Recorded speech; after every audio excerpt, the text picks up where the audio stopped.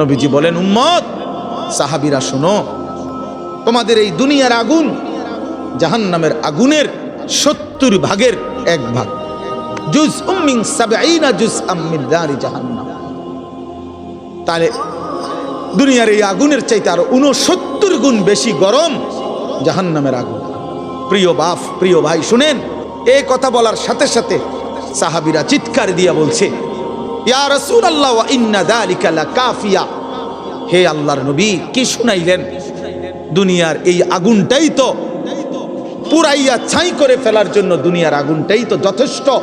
আল্লাহর নবী বললেন, তাহলেই ভেবে দেখো উম্মত, দুনিয়ার আগুনই যদি এভাবে জ্বালাইয়া ছাই করে দেয়, এর চাইতে 69 গুণ বেশি আরো গরম জাহান্নামের আগুন, সেটা কি পরিমাণ জ্বালাবে এবং কতটা দ্রুত জ্বালাবে, কি পরিমাণ আগুনের অগ্নিদগ্ধতা, গরম উত্তাপ কি পরিমাণ।